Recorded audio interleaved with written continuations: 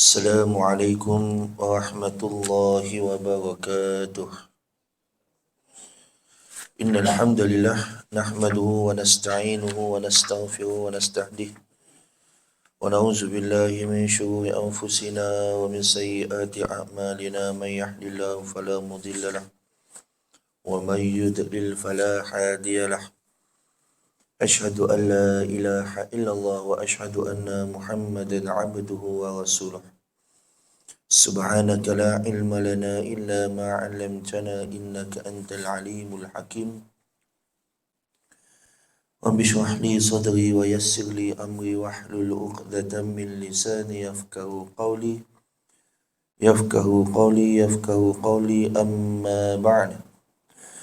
Alhamdulillah wahdahu la syarika lah tujibuhu sawabiru ni'amihi wa la ni'amihi wahidah لا يوفيها بعض حقها حمد حامد ولا شكر الشاكر آناء الليل وأطراف النهار دهر الداهرين وأبد الآبدين وصلى الله على نبينا محمد صلى الله عليه وسلم خير البشر على الإطلاق وأفضلهم في المعاني الأخلاق بلغ الرسالة وأدى الأمانة فأخرجنا بحامنا الظلمات إلى النور فاتبعنا هدي القرآن العظيم ولزمنا سنة رسوله العمين صلى الله عليه وسلم تسليما كثيرا. Yang saya hormati pengurusi dan ahli jawatan kuasa Surau Muhammadiyah Jalan Tiong, yang saya kasihi Tuan Imam, Tuan Bilal, tuan guru, asatidah, alim ulama, cerdik pandai, tuan-tuan, puan-puan, muslimin, muslimat, mukminin, mukminat, ibu-ibu dan ayah yang sekalian. Pertama dan selamanya senantiasalah kita mewafakkan kesyukuran kehadirat ilahi, kerana dengan limpahan kurniaan rahmat kita masih lagi dilimpahkan kurniaan oleh Allah Subhanahu wa taala untuk terus berada di atas muka bumi, pinjaman daripada Allah Subhanahu wa taala, untuk merasai nafasnya segar di alam bumi Allah Subhanahu wa taala, untuk kita menambah amalan-amalan kita menjadi pendinding-pendinding dan menjadi bekalan kita sebelum kita bertemu dengan Allah Subhanahu wa taala.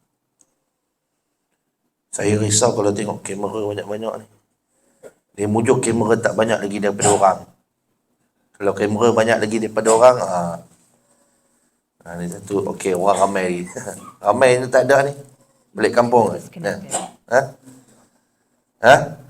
Masing-masing balik kampung.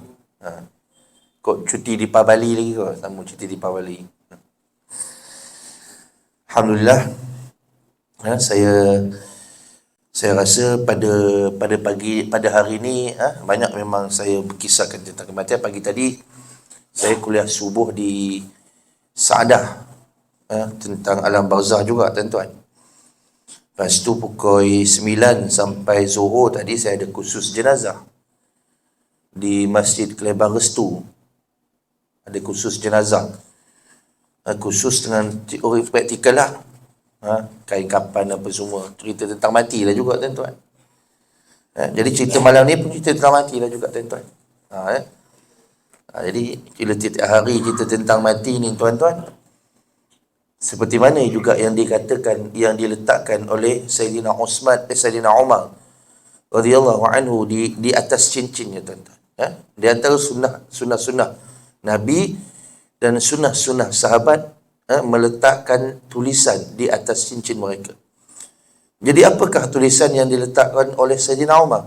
Dia tulis apa? Wa kafa bil mauti wa'izan. Wa kafa bil mauti wa'izan. Cukuplah mati itu, tuan-tuan, sebagai peringatan.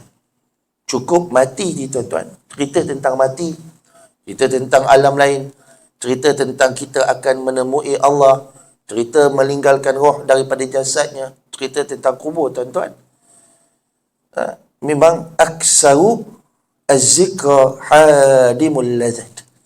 Memperbanyakkan, memikirkan, menceritakan tentang mati ni, tuan-tuan. akan menghilangkan kelazatan, akan menghilangkan rasa seronok. Kat dunia ni rasa tak seronok. Pasal apa? Pasal apa yang dunia ni, kalau kita tak mempergunakan dunia untuk bercucuk tanam, maka kita adalah golongan-golongan yang diletakkan oleh Allah sebagai orang yang rugi. Kalau kita tak gunakan dunia ini, tuan-tuan, sebagai tempat kita bercucuk tanam, maka kita adalah golongan orang yang rugi. Makanya, tuan-tuan, sebab itu, bila memikirkan banyak tentang mati, kita akan mati, kita akan menghilangkan rasa kenikmatan dunia. Akan menghilangkan kenikmatan sedapnya dunia. Itu, tuan-tuan. Baik. Pada awal bulan 11 hari itu, 3 bulan 11, tuan-tuan. Saya setiap tu memang saya akan tulis tarikh. 3 hari bulan 11, kita belajar 2 hadis, iaitu antara amalan-amalan untuk selamat daripada seksaan kubur. Amalan untuk selamatkan diri kita daripada seksaan kubur. Bukan amalan untuk menyelamatkan daripada letihnya dunia. Sebab dunia ni memang lazimnya letih, memang lazimnya pahit. Maka Rasulullah sallallahu alaihi wasallam menunjukkan kita banyak amalan. Sebenarnya banyak amalan. Yang menjadi persoalannya, tuan-tuan, amalan manakah yang akan Allah letakkan sebagai perkara itu menjadi pendinding dan menyelamatkan kita daripada seksaan kubur? Amalan mana? Banyak sebenarnya. Surah Al-Mulk kita dah baca. Doa waktu tasyahud akhir tu pun kita baca. Tetapi yang mana satu amalan yang akan benar-benar kita ikhlas di dalam itu, dan Allah akan letakkan sebagai amalan itu adalah amalan yang ikhlas, yang akan menyelamatkan kamu daripada siksaan kubur, itu kita tak tahu. Dan rupa-rupanya, tuan-tuan, bila baca banyak-banyak hadis, banyak-banyak kisah, banyak-banyak riwayat tentang orang yang telah meninggalkan akan dunia ini, tuan-tuan. Rupa-rupanya, tuan-tuan, banyak lagi amalan-amalan yang boleh menjadi pendinding, menjadi menyelamatkan kita daripada siksaan kubur. Makanya pada malam ini, tuan-tuan, kita masuk hadis yang ke-16, iaitu juga salah satu amalan untuk selamat daripada siksaan kubur. Amalan untuk selamat daripada siksaan kubur, iaitu menjaga perbatasan. Menjaga perbatasan. Ini sesuatu yang kadang-kadang kita tak sangka. Kita ingat solat dah kot, kita ingat puasa dah kot, pasal itu 5 rukun Islam. Pasal apa bukan solat? Pasal apa bukan puasa? Itu pengkhususan amalan itu ada penyelamatnya juga. Tetapi penyelamat yang khusus juga adalah amalan-amalan yang kita tidak sangka. Seperti mana juga menjaga perbatasan. Menjaga perbatasan itu apa? Baik, kita baca hadis untuk kita memahami akan apakah yang dimaksudkan dengan menjaga perbatasan. An Salman radhiyallahu anhu qala, sami'tu Rasulullah sallallahu alaihi wasallam yaqulu,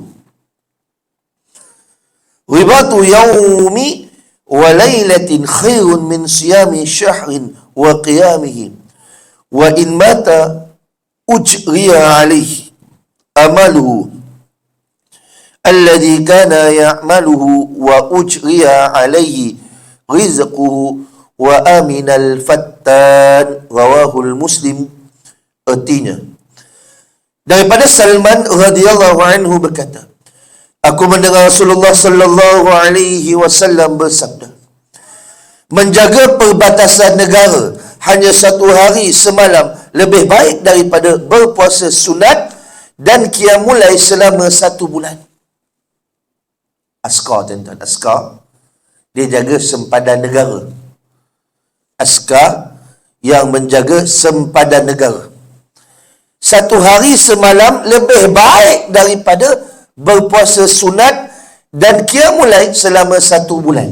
Nampak tuan-tuan? Qiyamul lail ni tuan-tuan, afdalus solah ba'da solatul fardhu. Sebaik-baik solat.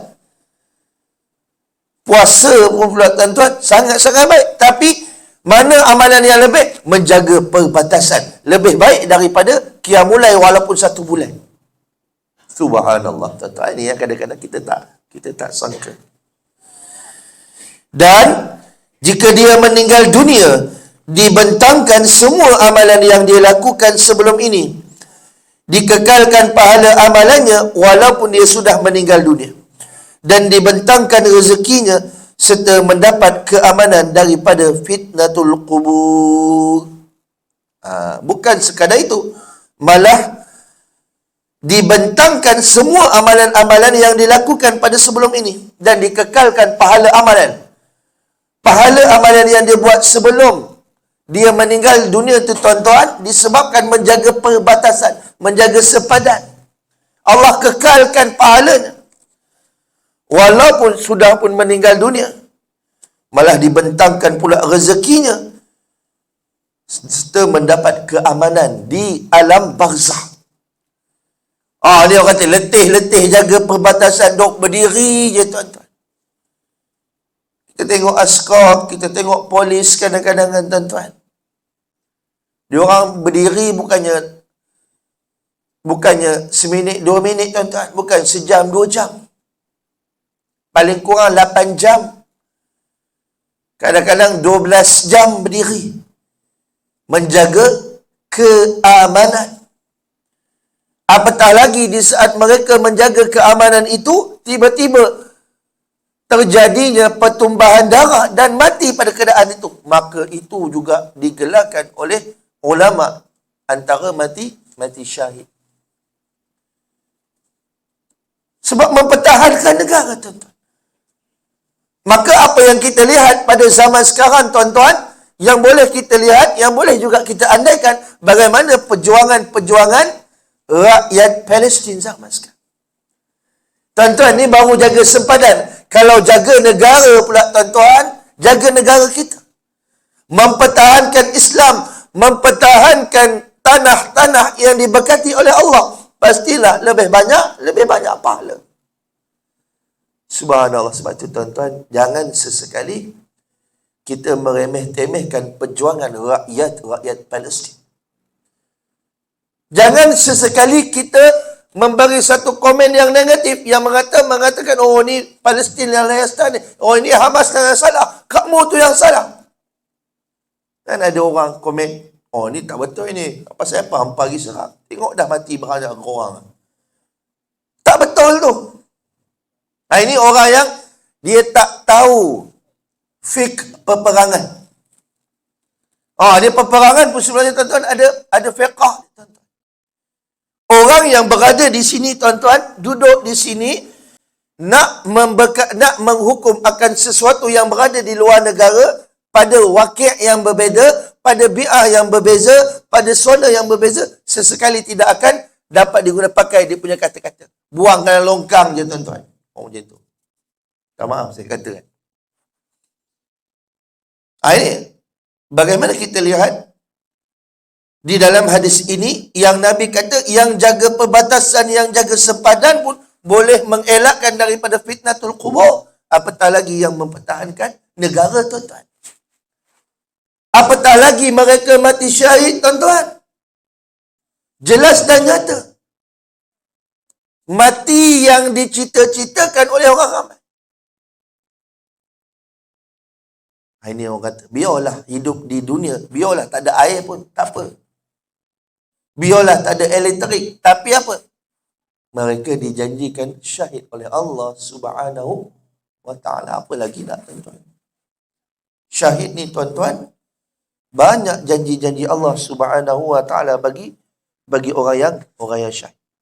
Tuan-tuan, kalau kita tengok daripada hadis Miqdam Ibnu Ma'ad Yaqub disebutkan bahawa Rasulullah sallallahu alaihi wasallam pernah bersabda, Di sisi Allah, orang yang mati syahid itu tuan-tuan, dia memiliki 6 kriteria. Maksudnya apa? Dia ada 6 yang akan, perkara yang dia akan dapat di saat dia dapat mati syahid. Apa ni tuan-tuan?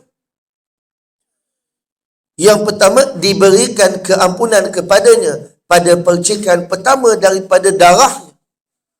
Percikan pertama daripada darahnya, tuan-tuan, diberikan keampunan dosa oleh Allah. Seandainya melakukan kesalahan, melakukan dosa, Allah dah ampunkan dah. Pada percikan darah yang pertama, kita tengok ramai darah. Betapa banyak darah yang tertumpah di bumi Palestin. Yang kedua, diperlihatkan kepadanya tempatnya di syurga. Di saat meninggalnya mati syahid, tuan-tuan, diperlihatkan tempatnya di syurga. Sebab itu tuan-tuan, orang yang sudah hampir-hampir sakaratul maut, hampir-hampir mati syahid, tuan-tuan, dia dah tak kisah dah pasal apa. Dah ditunjukkan oleh Allah akan syurganya. Berapa nak pilih dunia ni, tuan-tuan? Dunia bukan ada apa. Nampak je macam seronok, canggih, kamera laptop ni apa semua, tuan-tuan. Tak ada apa ni, tuan-tuan. Cikai je ni kan. Cikgu.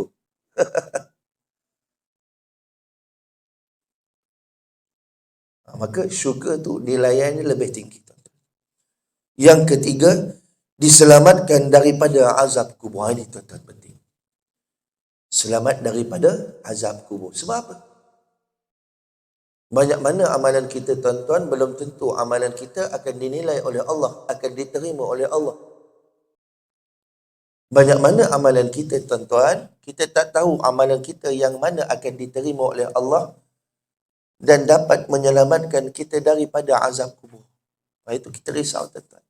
Kita solat, kita berpuasa di bulan Ramadan, kita bersedekah, kita berbuat baik kepada ibu bapa kita, kita berbuat baik kepada jiran kita, kita buat segala apa yang baginda Nabi Muhammad sallallahu alaihi wasallam. Tapi seandainya, sekiranya mungkin ada satu silap kita, mungkin kita ada buat kesalahan, yang kesalahan tu dinilai oleh Allah, Allah muka kesalahan itu. Itu yang kita risau. Lagi lama nyawa kita diletakkan oleh Allah, lagi yang kadang-kadang kita risau seandainya di saat Allah menundakan kematian kita, kita melakukan kesilapan yang menyebabkan Allah muka. Itu kita risau.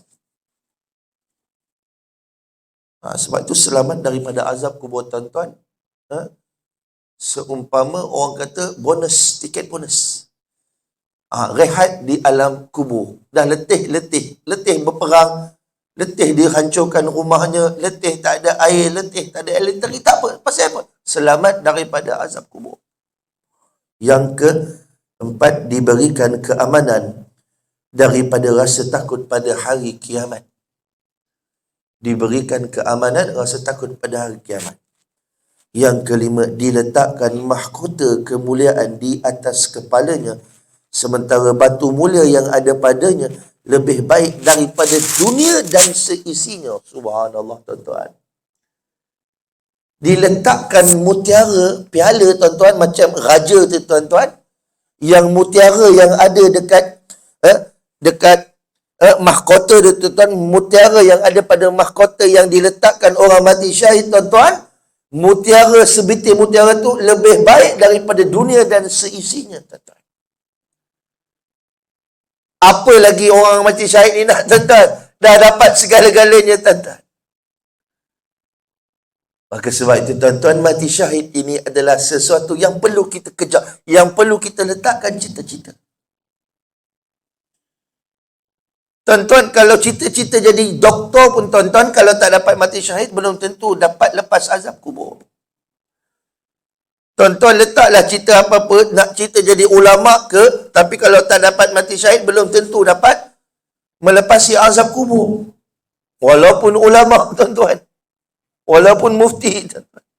Tapi syahid ni, tuan-tuan, apa pun berada di posisi kita, tuan-tuan, dengan yakinnya hadis baginda, orang mati syahid, walau apa pun posisi kita, confirm lepas soalan kubur, confirm lepas azab kubur, malah diberi pula mahkota yang dia punya ligai, dia punya berlian tuan-tuan lebih baik pada dunia dan seisinya.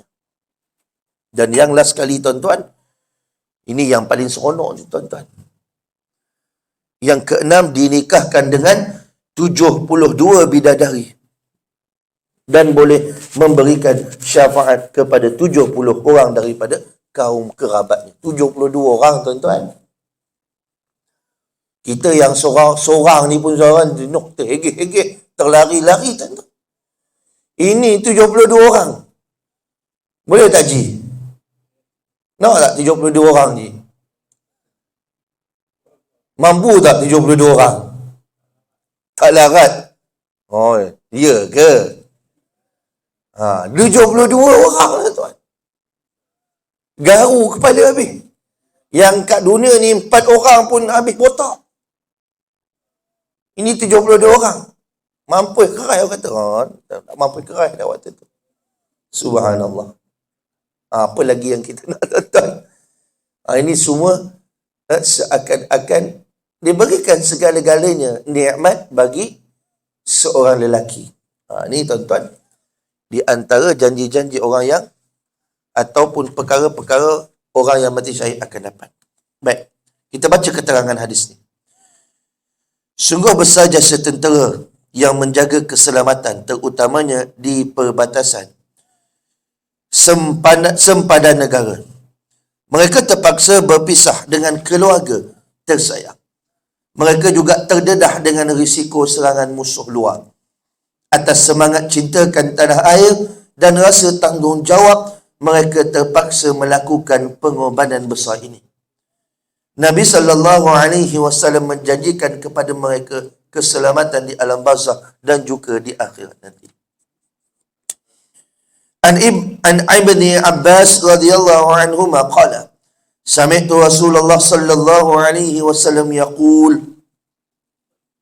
ainan la tamassuhuma anna aynun bakat min khasyatillah wa aynun batat tahrusu fi sabilillah. Rawahu Tirmizi. Hadis ni masyhur.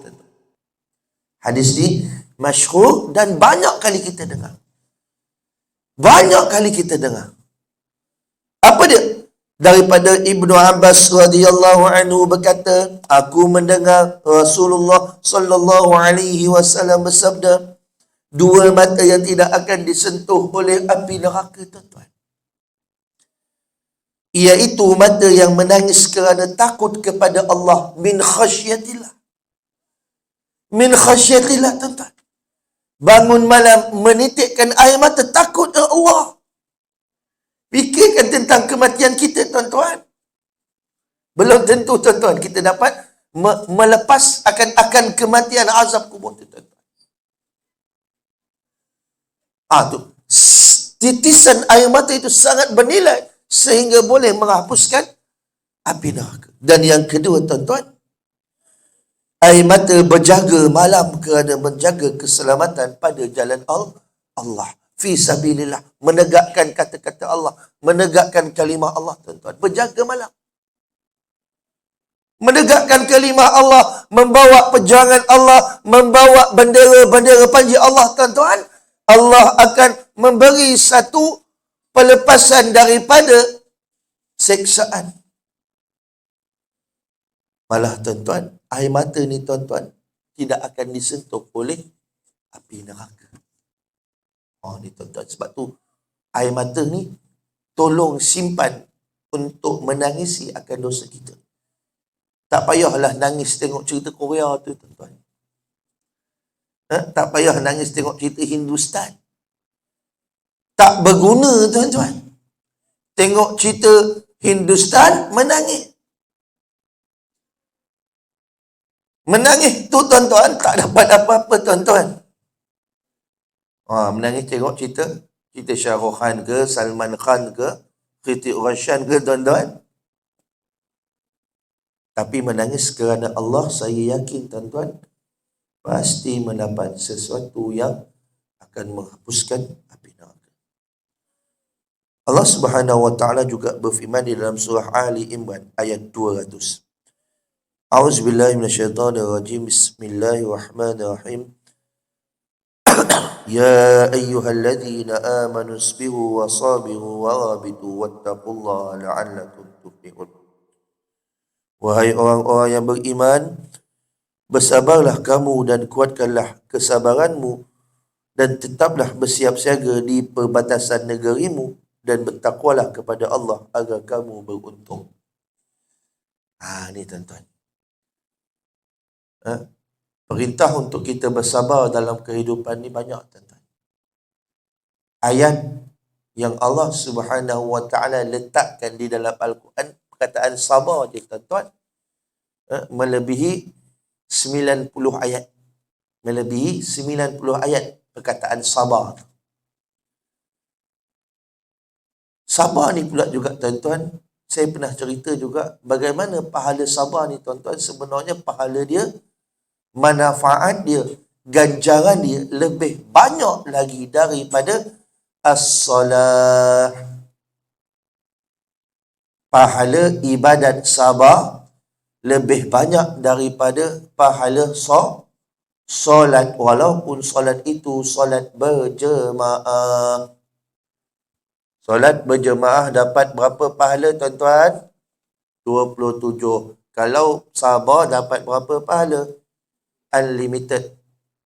Kan? Pasal unlimited, faham sikit kan? Unlimited. Tak ada batas, tuan-tuan. Tantah lebih banyak lagi daripada solat. Mungkin sikit, tapi pastinya lebih banyak daripada solat. Pasal apa? Kalau solat berjemaah 27, itu pun kalau solat secara sempurna, baik rukunnya, elok tumakninahnya, semua elok, barulah dapat 27. Ini kalau solat pun ingat macam-macam, tuan-tuan, tolak ni, habis tinggal berapa je. Tapi kalau sabar, tuan-tuan, banyak pahalanya, unlimited pula. Barangkali banyak, barangkali 100, barangkali 700, barangkali lebih daripada itu. Jadi, Allah Subhanahu wa taala berfirman di dalam ayat 200 ni, tuan-tuan yang dirahmati oleh Allah. Allah selalu banyak kali untuk berpesan supaya bersabar. Dan orang yang sabar ni, tuan-tuan, adalah salah satu daripada keimanan. Sebab tu, tuan-tuan, kalau tuan-tuan tengok ayat ni, wahai orang-orang yang beriman, bersabarlah kamu. Allah tak cakap, ya ayyuhan nas, wahai manusia, bersabarlah kamu. Tapi Allah cakap, wahai orang yang beriman. Maksudnya sabar ni, tuan-tuan, adalah sifat orang yang beriman. Sabar adalah sifat orang yang beriman. Dan kuatkanlah kesabaranmu dan tetaplah siap siaga, bersedia apa? Menjaga perbatasan negerimu. Menjaga negeri kita lah, tuan-tuan. Menjaga negara kita. Membawa panji-panji negara kita. Membawa kebesaran negara kita.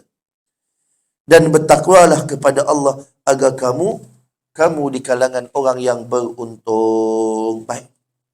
Ada satu hadis yang saya nak kongsikan kepada tuan-tuan, puan-puan yang dirahmati oleh Allah Subhanahu wa taala. Berkenaan hadis beberapa amalan yang telah diperlihatkan oleh Rasulullah sallallahu alaihi wasallam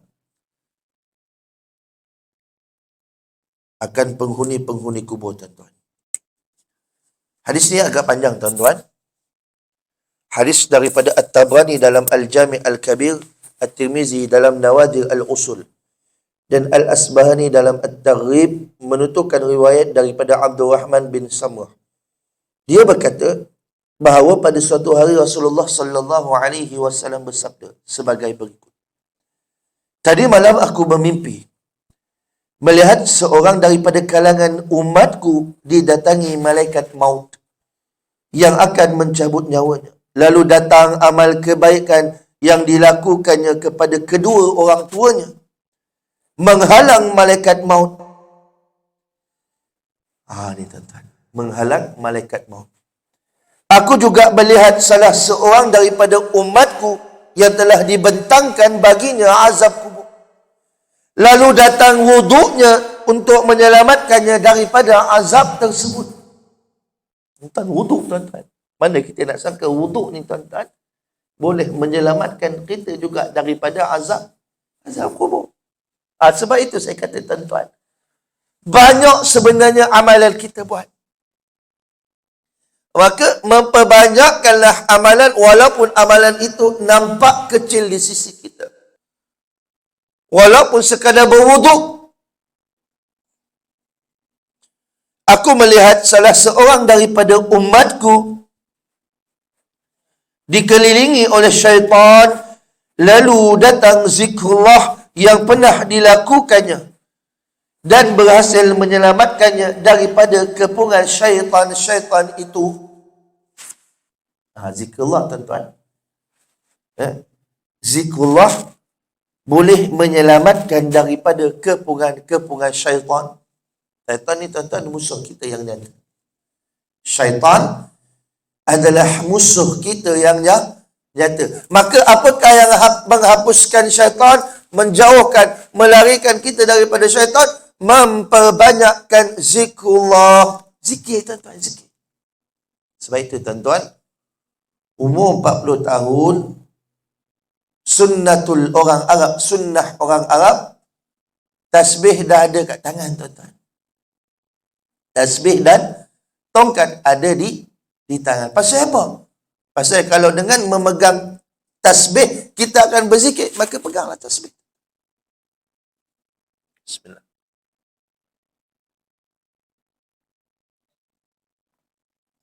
Dan biasanya umur 40 tahun dia dah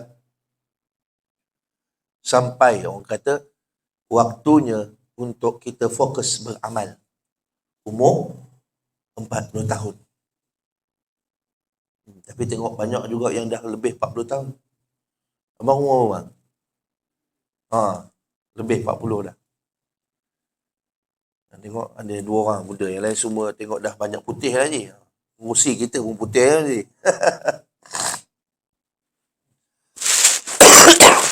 Saya bila jemaah ni, tuan-tuan, ramai golongan-golongan as-sabiqun.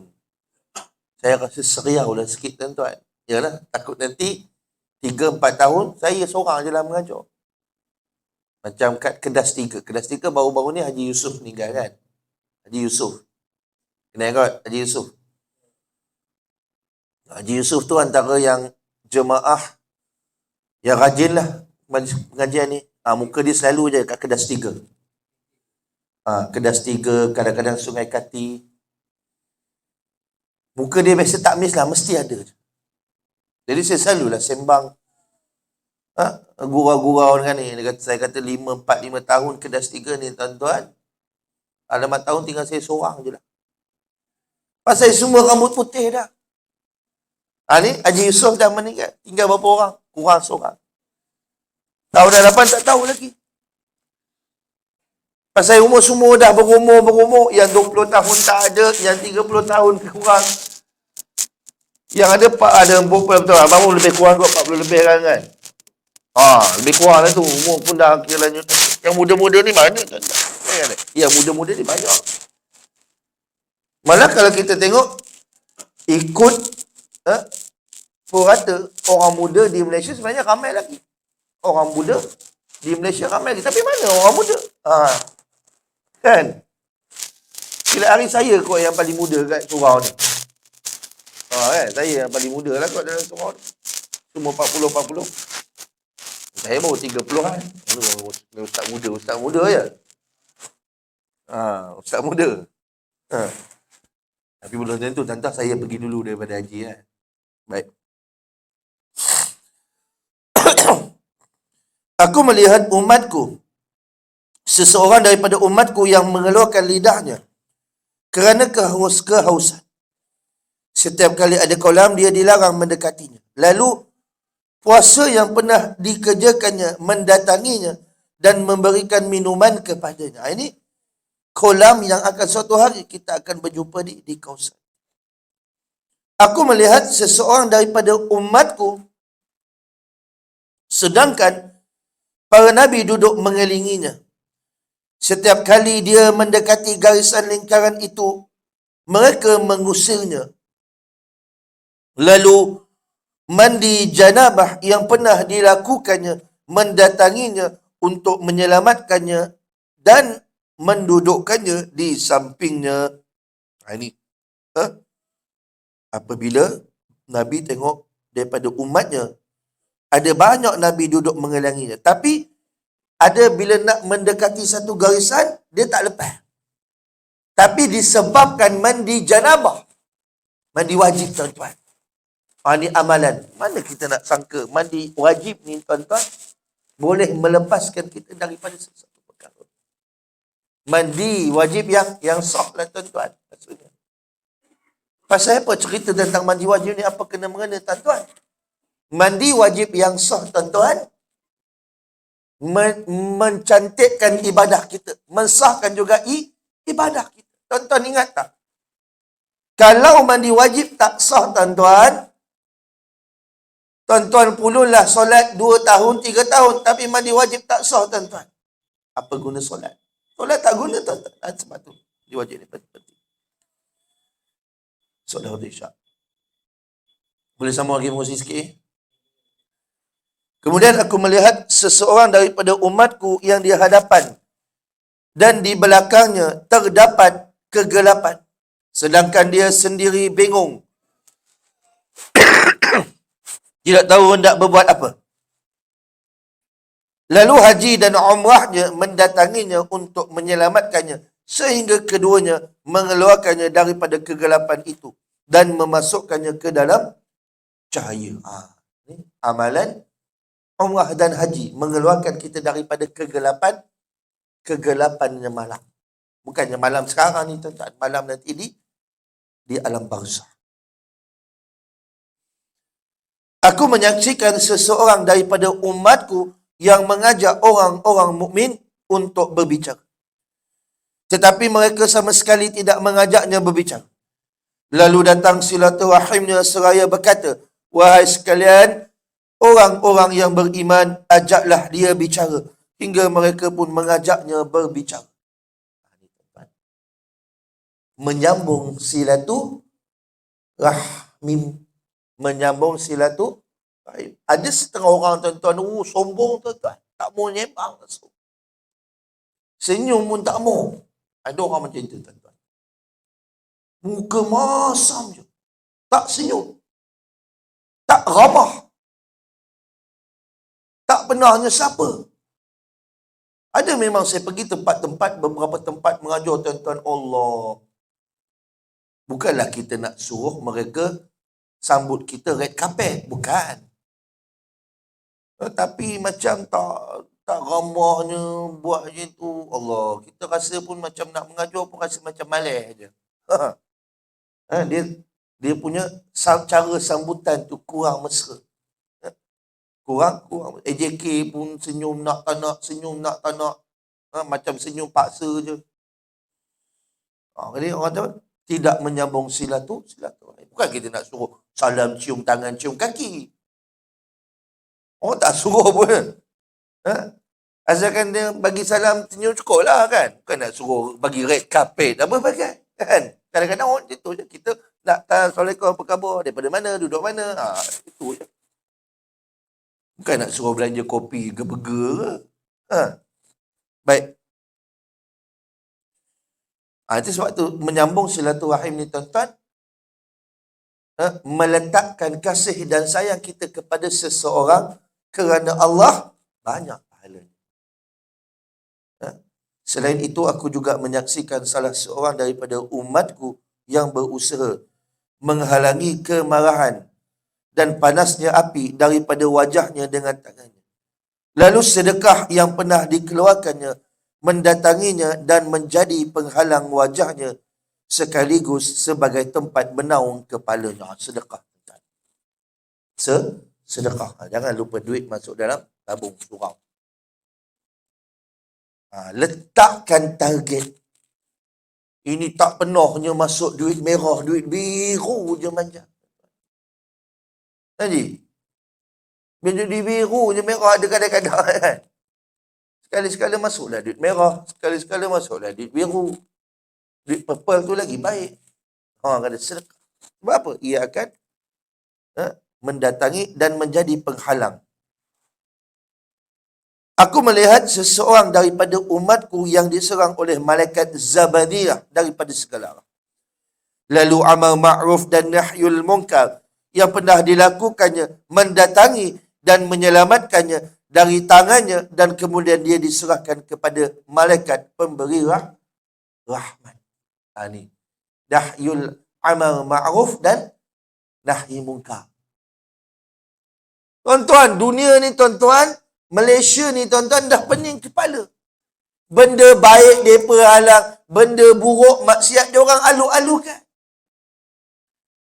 Bila suruh takbir, mereka tak bagi.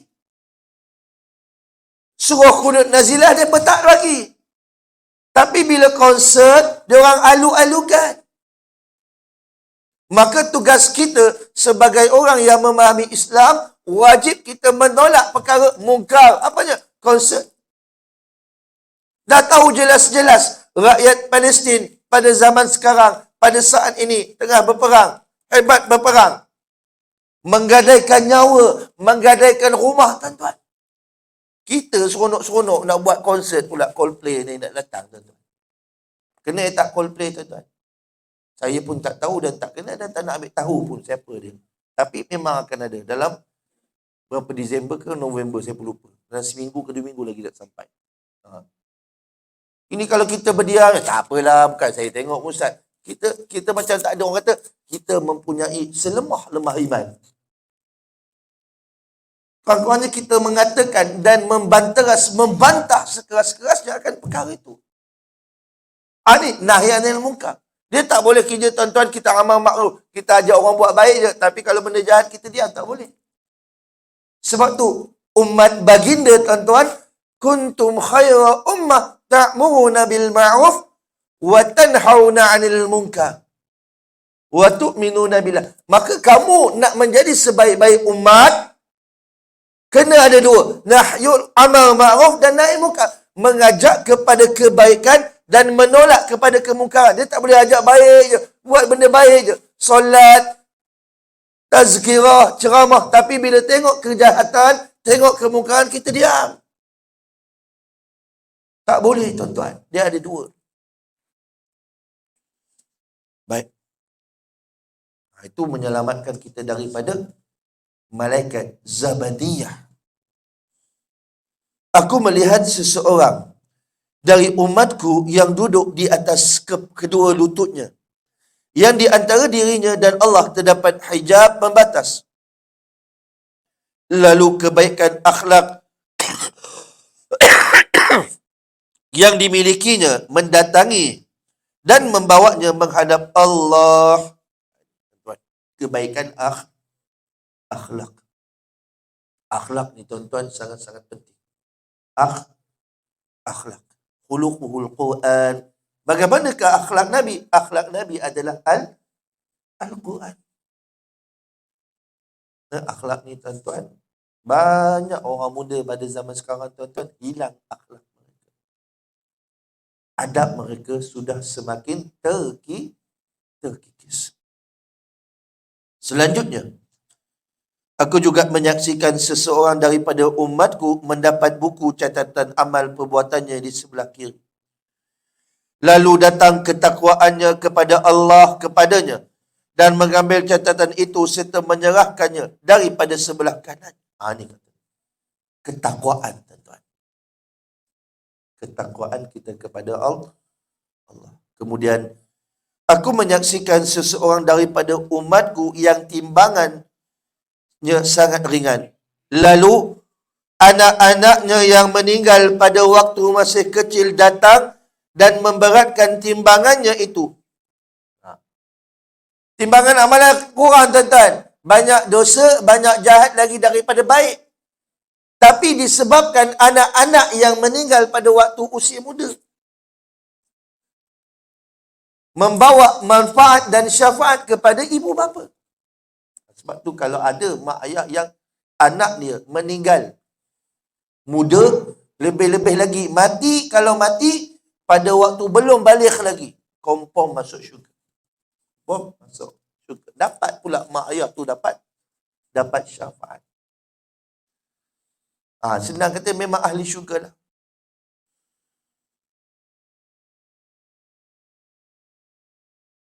Aku juga melihat seseorang daripada umatku berdiri di tepi neraka jahanam. Lalu datang rasa takutnya kepada Allah dan kemudian menyelamatkannya. Takut kepada Allah. Ingat tak tuan-tuan? Innama yakhshallahi min ibadihil ulama. Air mata yang takutkan Allah. Malah air mata yang takutkan Allah menangis akan keampunan, menangis atas dosa-dosa kita, tuan-tuan. Menjauhkan kita daripada neraka jahanam. Itulah hadiah yang terbaik bagi tuan-tuan. Hadiah terbaik, tuan-tuan. Lagi seronok lagi daripada dunia dan seisinya. Dapat lepas daripada neraka. Wa na'udzubillahi min dzalik.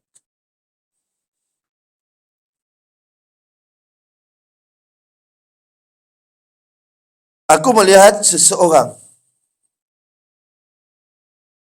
Setelah itu aku melihat seseorang daripada umatku yang berkemungkinan akan masuk ke neraka. Lalu datang air matanya yang pernah keluar daripada rasa takutnya kepada Allah semasa hidup di dunia dan menyelamatkannya daripada neraka. Ini mimpi baginda. Pernah melihat seseorang yang hampir-hampir kemungkinan masuk neraka kerana air titisan mata yang takutkan Allah, terkenangkan dosa-dosa kita, tuan-tuan, terkenangkan kesalahan kita, terkenangkan apa yang kita lakukan, tuan-tuan, menyelamatkannya daripada menjadi ahli an-nar. Aku melihat seseorang daripada umatku yang berdiri di atas sirat yang bergoyang seperti goyangnya pelepah kurma. Lalu datang prasangka baiknya kepada Allah yang kemudian menenangkan goyangan tersebut sehingga dia dapat menyeberanginya. Berprasangka baik terhadap Allah. Maksudnya, tuan-tuan, menerima takdir Allah. Prasangka baik je Allah. Apa yang Allah bagi adalah baik. Walaupun kita nampak buruk pun baik. Walaupun benda itu tak elok untuk kita pun baik. Wa asa an takrahu syai'an wa huwa khairul lakum.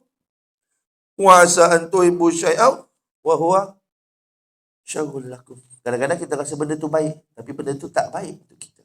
Kadang-kadang kita rasa benda tu tak baik untuk kita, rupanya baik untuk kita.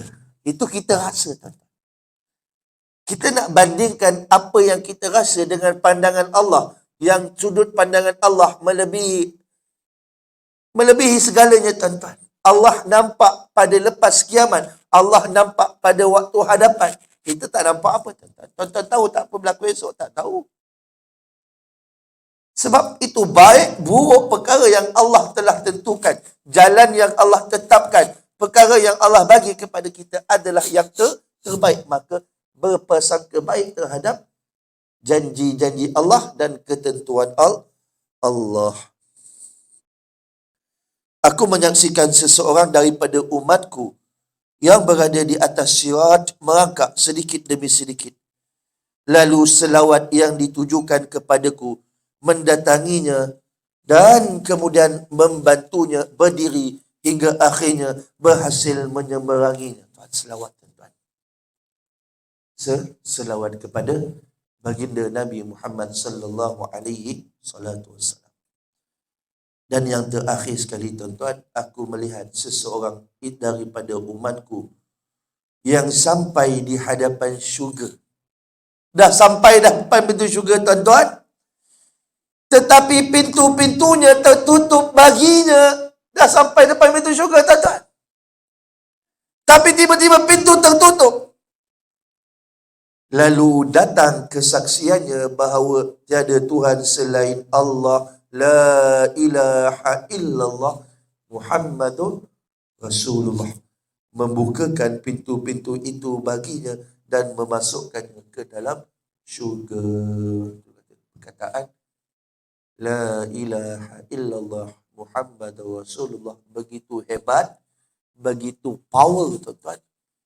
Menolak akan kemungkinan kita tak dapat masuk syurga, ditutup oleh Allah, dihalang oleh Allah kerana adanya perkataan la ilaha illallah Muhammadar Rasulullah. Kita masih bersaksi akan ketentuan Allah. Kita masih lagi adanya Allah. Kita tidak sekali mensyirikkan Allah. Mengeluarkan kita, mengelakkan kita daripada masuk ke neraka. Wa na'udzubillahi min zalik. Semoganya tuan-tuan 18. Tu tadi ada 18 amalan-amalan ini tuan-tuan. Tuan-tuan carilah amalan yang boleh kita sama-sama amalkan, yang sama-sama kita istiqamah. Semoga dengan sedikitnya amalan kita ini tuan-tuan, sedikitnya amalan saya tuan-tuan, mungkin satu hari nanti tuan-tuan menjadi ahli syurga. Tengok mana Ustaz Saiful tak nampak ni kan. Tuan-tuan tariklah saya tuan-tuan. Tuan-tuan janganlah lupa saya. Semoga kita sama-sama menjadi ahli syurga hendaknya, insya-Allah. Allahumma amin. Dan kita sama-sama lah beramal akan amalan-amalan yang saya kongsikan. Ada 18 tuan-tuan. Banyak kan tuan-tuan 18.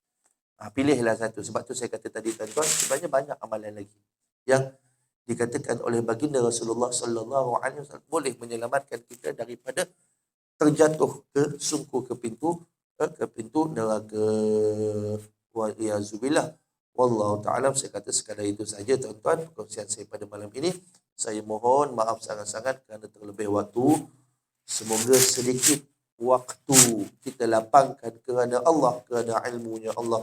Allah Subhanahu wa taala akan bersama-sama mengampunkan dosa kita dan meletakkan kita pada tempat yang baik di sana nanti, insya-Allah.